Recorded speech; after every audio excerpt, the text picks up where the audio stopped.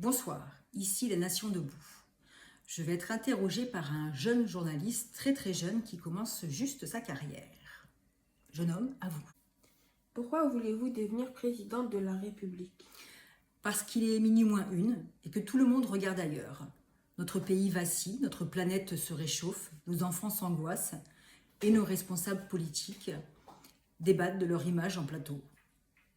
Moi, je n'ai pas de plan de carrière, je n'ai pas de conseiller en storytelling, mais j'ai deux choses précieuses.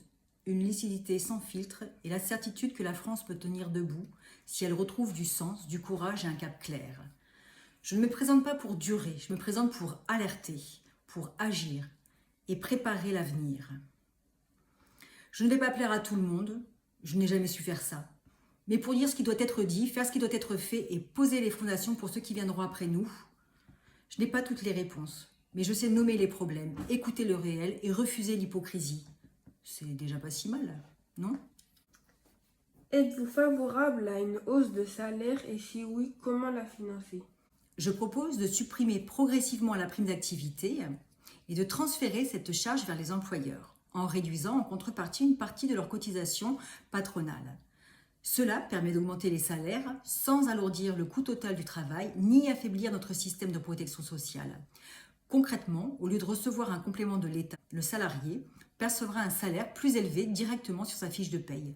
C'est plus juste, plus lisible et ça redonne toute sa valeur au travail. L'État ne doit pas être la béquille des bas salaires, elle doit créer des conditions pour que le travail paye vraiment. Que pensez-vous du modèle d'immigration économique canadien? Le modèle canadien a le mérite de la clarté. Il repose sur une immigration choisie avec des critères précis, des objectifs connus et un vrai accompagnement à l'arrivée. C'est une voie possible que je considère sérieusement car elle permet d'allier besoins économiques, dignité humaine et cohérence républicaine. Mais il existe aussi une autre option que je souhaite mettre en débat, une libre circulation encadrée par des conditions strictes, autrement dit, permettre à certaines personnes de circuler librement vers la France, à condition d'avoir un projet valide, un hébergement identifié et de s'inscrire dans un cadre légal clair. Chaque entrée serait bien entendu enregistrée, suivie et accompagnée. Dans les deux cas, ce que je rejette, c'est l'hypocrisie actuelle. Des frontières perméables sans contrôle, des migrants abandonnés à leur sort et une société qui divise faute de cadre clair. Il est temps de choisir entre l'aveuglement et la responsabilité. J'opterai toujours pour une immigration humaine mais maîtrisée. Comment comptez-vous concilier écologie et pouvoir d'achat? En arrêtant les effets d'annonce hors sol et en misant sur des solutions simples, durables. On n'a pas besoin d'inventer des usines à gaz pour faire une écologie du bon sens. Le pouvoir d'achat des Français est étranglé par des dépendances absurdes au pétrole, à la voiture individuelle, à l'importation, au tout jetable. Mon écologie vise à en sortir sans ruiner les ménages. Concrètement, réhabilitation du réseau ferroviaire abandonné, rouvrir les petites lignes, maintenir les trains de nuit, redonner vie aux gares rurales. On a détruit des dizaines de dessertes utiles pour forcer les gens à prendre la voiture. C'est un non-sens écologique et social. Développement des transports collectifs à l'échelle locale, en s'appuyant sur les réseaux existants, bus, les cars départementaux, avec l'appui des communes. Soutien aux circuits courts, relier producteurs et consommateurs à l'échelle régionale, moins de transport, plus de fraîcheur et des prix justes. Favoriser les ateliers de réparation, recyclerie, ressourcerie, consommer moins, consommer mieux. Réparer plutôt que jeter. Et fin des aides aux géants pollueurs et redirection de ces fonds vers des solutions utiles au quotidien. C'est ça mon écologie, on ne dépense pas plus, on dépense mieux. Et on sort des dépendances absurdes au pétrole, aux multinationales, aux jetables. L'écologie ne doit pas appauvrir, elle doit libérer. Accepteriez-vous de renoncer à certains grands projets d'infrastructures jugés inutiles ou destructeurs? Oui, sans hésiter. On ne peut plus sacrifier nos forêts, nos terres agricoles, nos rivières ou notre biodiversité au nom d'un modèle de croissance dépassé. Ce que j'appelle, c'est une écologie du réel. Préserver ce qui compte, même si ça ne rapporte pas en euros, parce que ça rapporte en santé, en stabilité du climat, en qualité de vie. Une zone humide, ce n'est pas vide, c'est une éponge naturelle contre les inondations. Une forêt, ce n'est pas juste du bois sur pied, c'est un climat local, régulé, un refuge de biodiversité. Une terre agricole, ce n'est pas un terrain à bétonner, c'est notre sécurité alimentaire de demain. Renoncer à un projet inutile, ce n'est pas perdre de l'argent, c'est éviter d'en gaspiller et préserver des richesses qu'aucun bilan comptable ne mesure, mais dont nous dépendons tous. Quel est votre plan pour l'école publique dans les 5 prochaines années? Mon ambition est simple, que l'école redevienne un pilier de la République.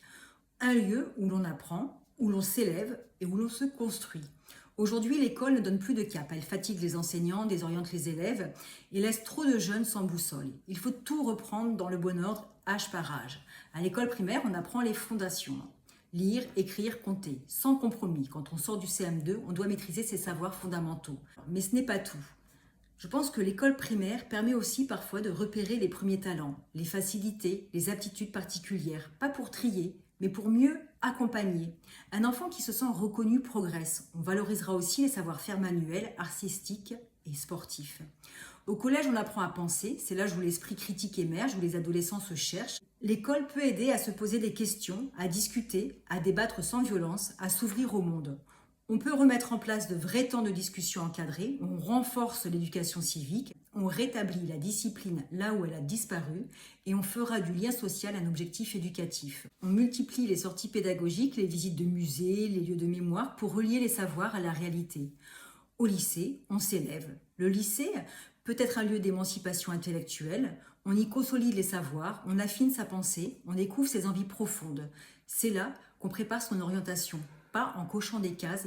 On réhabilite les filières techniques et professionnelles, trop souvent dévalorisées, et on relie mieux l'école au monde réel. Stages, rencontres, projets concrets, et surtout à chaque niveau, on revalorise le métier d'enseignant.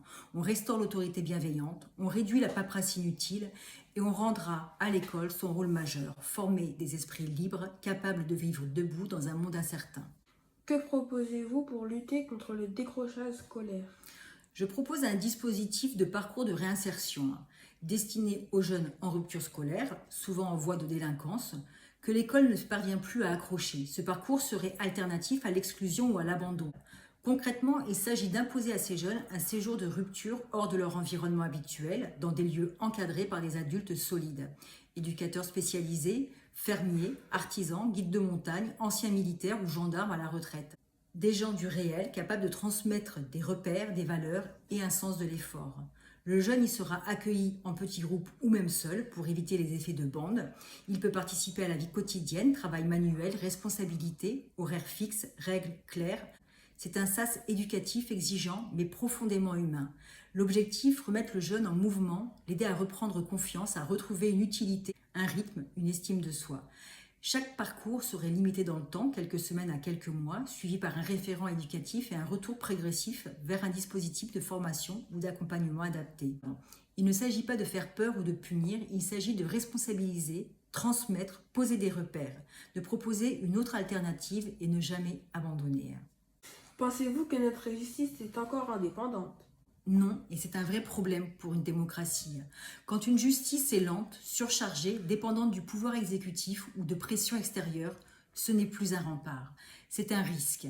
Aujourd'hui, les magistrats manquent de moyens, les greffiers sont à bout et des milliers de citoyens vivent l'injustice. Non pas parce que la loi est trop dure, mais parce qu'elle est inaccessible, inégale ou inefficace. Je proposerai 3 mesures concrètes. Renforcer l'indépendance du parquet, en supprimant le lien hiérarchique direct avec les gardes des Sceaux pour les affaires sensibles, le parquet doit pouvoir enquêter sans crainte ni influence politique. Doter la justice de moyens humains et matériels à la hauteur, notamment dans la justice du quotidien, prud'homme, affaires familiales, violences intrafamiliales, contentieux du logement, là où les gens souffrent, la justice doit être présente, rapide et claire. Simplifier les procédures, désengorger les tribunaux par des solutions de proximité, médiation, conciliation, justice de paix, mais toujours encadré par des principes fermes. On ne doit pas attendre des années pour régler un litige simple. Enfin, je veux rappeler une chose. La justice, ce n'est pas la sévérité pour les faibles et la complaisance pour les puissants. C'est l'inverse. Ce qui mine la République, ce n'est pas un laxisme supposé, c'est le sentiment d'impunité pour certains et d'abandon pour d'autres. Et c'est là que je veux réparer. Comment restaurer la confiance entre les citoyens et les élus? En commençant par l'essentiel, dire la vérité, montrer l'exemple, réduire les privilèges, impliquer les citoyens. La confiance ne se décrète pas, elle se mérite. Je ne demande pas aux Français de me croire sur parole, je leur propose des actes vérifiables, engageants et irréversibles. Je ferai voter une loi sur l'exemplarité des élus, inscrivant dans le marbre non-cumul des mandats, transparence sur les indemnités, publication obligatoire des présences en séance et des votes. Ce ne sera plus un engagement flou, ce sera une obligation légale. Je m'engage à proposer un référendum d'initiative citoyen encadré avec un seuil atteignable, disons 500 000 signatures, un calendrier contraint et une portée législative réelle. Enfin, je proposerai une révision constitutionnelle pour redonner au peuple un droit de regard permanent sur les grandes orientations du pays. Pas de réforme sans consultation. Vous ne me croyez pas sur parole? Parfait. C'est justement pour cela que je veux rendre ces engagements opposables, publics et collectivement surveillés. La confiance est comme la République, elle ne tient pas toute seule. Il faut la reconstruire à la racine, avec de la cohérence, de l'exemplarité et une implication réelle des citoyens dans les choix collectifs. Quelle est votre vision de l'Union européenne dans les 10 prochaines années? Une Europe des nations souveraines, pas une superstructure technocrate. Il faut coopérer sans se dissoudre. L'Europe doit redevenir un outil de service des peuples, pas au service des marchés. Voici quelques propositions que je pourrais porter. Clause de souveraineté nationale. Chaque pays doit pouvoir désobéir à une directive européenne si elle contrevient à sa constitution ou à un intérêt vital. Exemple, interdiction du glyphosate, préservation des forêts, maintien du service public. Réforme de la PAC, fin des aides massives à l'agriculture industrielle, priorité aux productions locales, durables et nourricières. Protection des biens communs, statut européen pour les semences paysannes, l'eau, les forêts, l'espace sanctuarisé, non brevetable, non privatisable. Fin du dogme de la concurrence absolue, possibilité pour les États de soutenir les filières stratégiques, relocaliser, taxer les pollueurs et protéger leurs ressources sans être accusés de distorsion. Un renforcement démocratique, un élargissement du rôle du Parlement européen, mais surtout une consultation obligatoire des peuples pour tout traité majeur via un référendum national. Coopérer sans se soumettre, oui à des projets communs de défense, de recherche ou d'énergie, à condition de ne jamais brader notre souveraineté ou notre indépendance stratégique. Êtes-vous prête à désobéir à certaines règles européennes si l'intérêt national l'exige? Oui. Quand une règle met en danger notre souveraineté, notre santé ou notre environnement, nous devons avoir le courage d'y désobéir. Je défendrai une clause de sauvegarde nationale comme le font d'autres pays. Quelle place pour la laïcité dans votre projet? La place de la laïcité est centrale. La laïcité n'est pas une opinion parmi d'autres. C'est le cadre commun qui permet à toutes les opinions d'exister sans que l'une domine les autres. C'est ce qui garantit la liberté de croire ou de ne pas croire. Sans pression, sans privilège, sans peur. Aujourd'hui, ce principe fondamental est malmené de toutes parts. D'un côté, certains veulent en faire un prétexte pour rejeter les croyants. De l'autre, certains exigent des accommodements religieux permanents au nom d'une tolérance dévoyée. Je refuse ces deux dérives. Ma vision de la laïcité est claire. Elle protège la sphère privée, mais l'espace public reste neutre. Elle impose à l'État, à l'école, au service public de ne pas afficher de signes religieux pour garantir l'égalité de traitement. Elle interdit les pressions communautaires, y compris religieuses, sur les citoyens, les femmes et les enfants. Je défendrai donc une laïcité exigeante, ferme, mais jamais stigmatisante.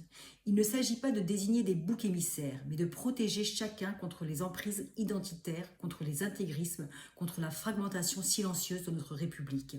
Être laïque, ce n'est pas être contre la religion, c'est refuser que la religion fasse la loi. C'est affirmer que ce qui nous unit en tant que citoyens passe avant ce qui nous distingue comme croyants. Et cela commence par l'école, par la formation des agents publics, par des repères clairs dans les quartiers, dans les services, dans la loi. Comment lutter contre toutes les formes de racisme sans diviser encore davantage? En changeant totalement d'approche. On ne soigne pas les fractures identitaires avec des injonctions à la tolérance ou des slogans vides. Le racisme, c'est une réalité qu'il faut traiter à la racine, sans créer de nouvelles injustices ni opposer les citoyens entre eux. Je refuse la politique de quotas, les assignations identitaires, les postures de repentance perpétuelle. On ne construit pas une société en remplaçant un déséquilibre par un autre. Ce que je propose, c'est une méthode claire, républicaine, enracinée dans le réel. À l'école, on enseigne l'histoire de France dans toute sa complexité, pas une addition de mémoire. On transmet une culture commune, des repères solides, des figures d'unité. On investit dans les lieux où les liens sociaux se jouent réellement. Les clubs sportifs, les bibliothèques de quartier, la mission locale, les associations de terrain, là où les jeunes se rencontrent et se construisent. On applique les lois existantes avec rigueur. Chaque acte raciste, chaque discrimination avérée doit être sanctionnée sans délai ni traitement à géométrie variable. On valorise le parcours des réussites, pas pour les brandir comme des exceptions, mais pour en faire des modèles visibles, inspirants, accessibles. La clé, c'est de refaire du commun, pas du communautarisme inversé. La République ne reconnaît pas de communauté, elle reconnaît des citoyens. Et elle doit leur garantir la même place, les mêmes droits et les mêmes devoirs. Ce qui nous sauvera, ce ne sont pas les étiquettes, c'est le courage de dire la vérité, de poser des limites claires et de défendre une République qui protège chacun en tant que citoyen, pas en tant que communauté. L'égalité réelle, ce n'est pas flatter les identités, c'est garantir les droits et rappeler les devoirs pour tous.